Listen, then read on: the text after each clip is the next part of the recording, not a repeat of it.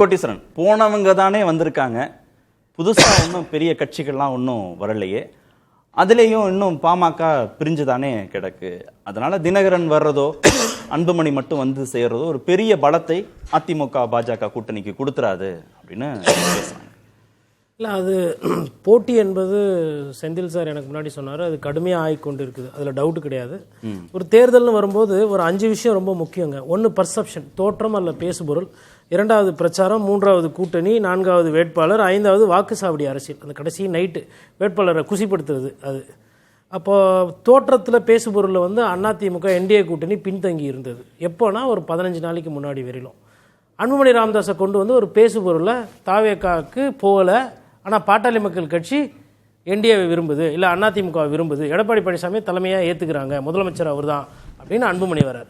அங்கேருந்து பெர்செப்ஷன் ஏற ஆரம்பித்த அதிமுக கொஞ்சம் கொஞ்சமாக ஏறி ஒரு பெரிய எதிரி, கிட்டத்தட்ட டிடிவி தினகரன் வந்து துரோகி, அவர் வந்து ஏற்றுக்க முடியாது அப்படின்னு பழனிசாமியை சொன்னவர், இன்றைக்கி வந்து நாங்கள் வந்து அண்ணன் தம்பி, இது எங்கள் பங்காளி சண்டை, ஆனால் பகையாளி வந்து திமுக தீய சக்தி தோக்கணும் அப்படின்ற அந்த ஒற்றை புள்ளியில் நாங்கள் ஒருங்குறோம், இது நாங்கள் அப்புறமா பார்த்துக்குறோன்ட்டாங்க. அப்போ அதுக்கு என்ன அர்த்தம்னா, எங்களுக்கு வந்து ஒரே சின்னம் ரெட்டையில், அங்கே நின்னா நாங்கள் வேலை பார்ப்போம், குக்கர் இங்கே நின்னா அவங்க எங்களுக்கு வேலை பார்ப்பாங்க, 2 பேரும் ஒரே வேஷ்டி கட்டிக்குவோம், ஒரே கொடியை பார்த்தா மாறி மாறி பண்ணுவோம். எடப்பாடி பழனிசாமி போகிற இடத்துக்கு அமமுக தொண்டர் போவாங்க. வேலை வந்து ஜெயிக்கிறதுக்கா தோக்குறதுக்காங்கிறதான் அதுதான் வருவோம். இப்போ அந்த கேள்விக்கு டைரெக்டாக வரணும்னா, அமமுகவுக்கு குறைஞ்சது ஒரு 3லேருந்து 5 சட்டமன்ற உறுப்பினர்கள் கன்ஃபார்ம். போன தேர்தலில் கிடையாது, அவரே நின்று கடம்பூர் ராஜுக்கிட்ட தோற்று போனார். இப்போ அவர் தனியாக நிற்கும் போது என்ன ஆகிடும்னா, அந்த அலையன்ஸில் ஓட் டிரான்ஸ்ஃபர் ஆச்சு அப்படின்னா அவருக்கு வெற்றி வாய்ப்புன்றது கிடைக்கும். அவர் எத்தனை சீட்டு வேணால் நிற்கட்டும், நான் எல்லாத்துலேயும் அவர் வெற்றி பெறுவார் சொல்லலை, நான் சொல்கிறது ரொம்ப குறைந்து. ஸோ அப்போ அமமுக முன்னேற்ற கழகத்துக்கு சட்டமன்றத்தில் வேட்பாளர் தேர்வாகி எம்எல்ஏவாக போகிறது கிட்டத்தட்ட உறுதி. எண்ணிக்கை 3, 5, 1 அப்படின்றது வேற, அக்கௌண்ட் ஓப்பன் பண்ண போகிறாங்க, அது அலையன்ஸ். அப்போ அந்த ஓட் டிரான்ஸ்ஃபர்ங்கிறது கட்டாயம் நடக்கணும், 100 விழுக்காடு நடக்கணும். ஏன் அப்படின்னா, தொண்டர்களுக்கு என்றைக்குமே எந்த கட்சியிலுமே பெரிய பிரச்சனை இருக்காதுங்க. இன்னொன்று, சாதி ரீதியாக மத ரீதியாக ஒரு கட்சிகள் இயங்குமேனா அங்கே வந்து கருத்து வேறுபாடு வரும். இவங்களை பொறுத்த வரலாம், இவங்களும் திமுகவை எதிர்த்து தான் பேச போகிறாங்க, இவங்களும் திமுகவை எதிர்த்து தான் பேச போகிறாங்க.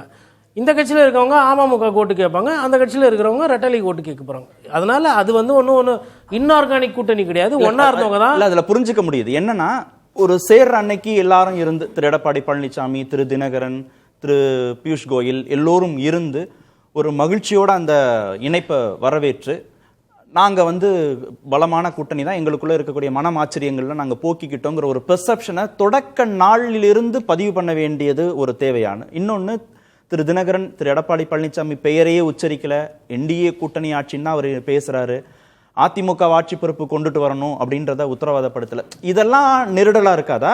இதை கடந்தும் நீங்க சொல்ற ஓட் டிரான்ஸ்ஃபர் நடந்துருமா? இப்போ எனக்கு முன்னாடி கேசிபி சார் ஒரு விஷயம் சொன்னார், லாபம் என்னன்னு பார்க்கணும். சரி, நானும் தோற்று போயிட்டேன், நீயும் தோற்று போயிட்ட, திருப்பி திமுக வந்தால் நமக்கு லாபமா? திமுக வந்ததுனால உனக்கும் ஒன்றும் இல்லை, எனக்கும் ஒன்றும் இல்லை. அப்போ ஒன்றிணைந்தால் ஏன் பெனிஃபிட் இருக்குது? அது ஒன்று. இன்னொன்று, சசிகலா அவர்கள் இன்றைக்கி என்ன பண்ணுறாங்க, ஒரு ட்வீட் போடுறாங்க. என்ன போடுறாங்க? வைத்திலிங்கம் இப்படி பண்ணியிருக்கக்கூடாது, நீங்கள் போய் அங்கே போய் சென்ட்டிங்களே, இப்படி பண்ணியிருக்கலாமா அப்படின்றாங்க.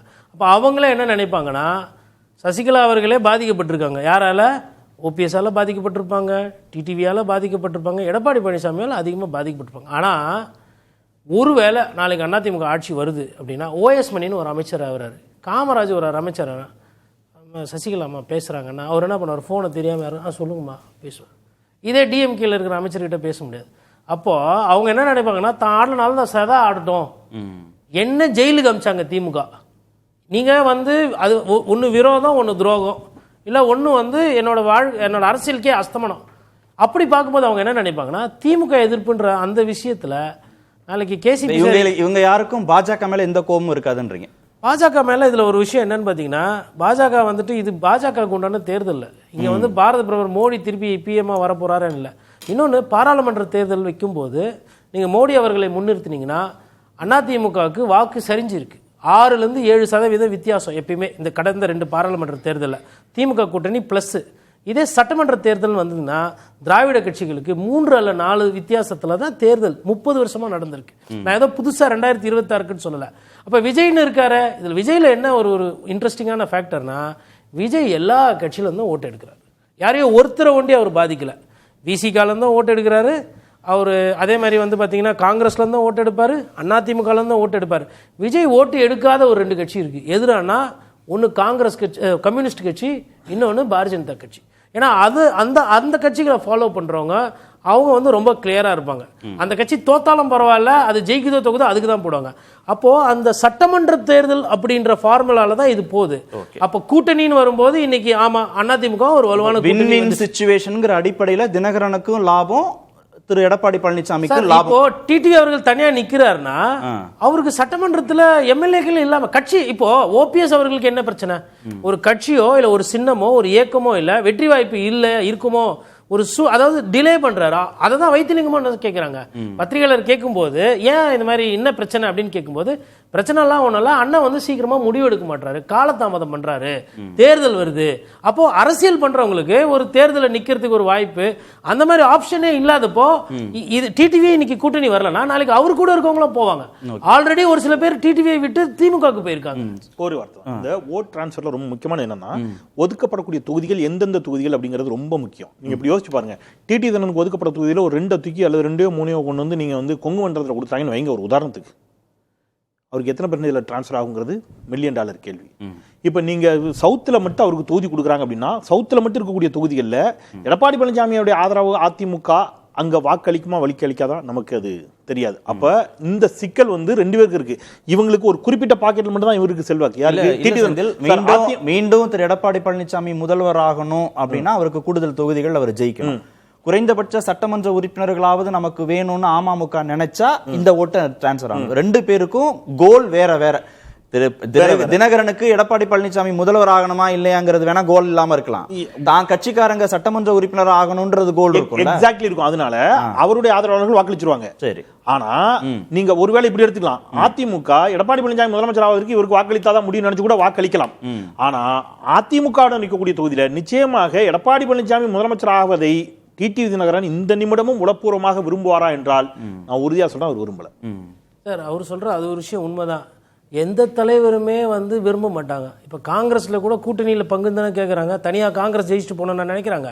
ஒருத்தர் முதலமைச்சராக இப்போ வைகோ அவர்கள், ஸ்டாலின் அவர்கள் முதலமைச்சர் நிற்கிறத போய் தூக்கத்தில் எழுப்பி கேளுங்க, சந்தோஷமா அப்படின்னா சந்தோஷம் நான் சொல்லுவார். கட்சி நடத்தணும், அரசியல் பண்ணி ஆகணும், சூழ்நிலை. இப்போ நாளைக்கு துரைமுருகன் அவர்களுக்கு முதலமைச்சர் ஆசை இருக்காதா?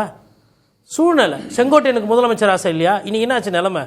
சரி, கல யதார்த்த அரசியல்னு ஒன்று இருக்குது. அதில் பார்க்கும்போது 2021 தேர்தல் இல்லை. ஏன்னா 4.5 வருஷம் திமுக ஆண்டு இருக்கு. இந்த 4.5 வருஷத்துல செவிலியர்கள் போராட்டத்துல இருந்து, அதாவது அதிமுகவோட கோர் பேஸ் ஈரோடு ஆயிருக்கு, வாக்கு வங்கி சரிஞ்சிருக்கு. அதே மாதிரி திமுகக்கு அரசு ஊழியர்கள் கிட்ட எப்பவுமே ஒரு பெரிய சந்தோஷம், ஒரு பெரிய ஆரவாரம் இருக்கு. அவங்க போராட்டம் பண்றாங்க. அதே மாதிரி தூய்மை பணியாளர்கள் பிரச்சனை இருக்கு. சட்டத்தில் வந்து காவல்துறையால ஒரு சில கெட்ட பேர் வந்து முதல்வர் கஷ்டப்படுற 4.5 வருஷத்துல அரசியல் சூழ்நிலை ஒரு சில விஷயங்கள் சொத்து வரி 2-3 விஷயங்கள் ஒரு வார்த்தை தான் தூய்மை பணியாளர்கள் பிரச்சனை பேசி முடிச்சிட்டாங்க.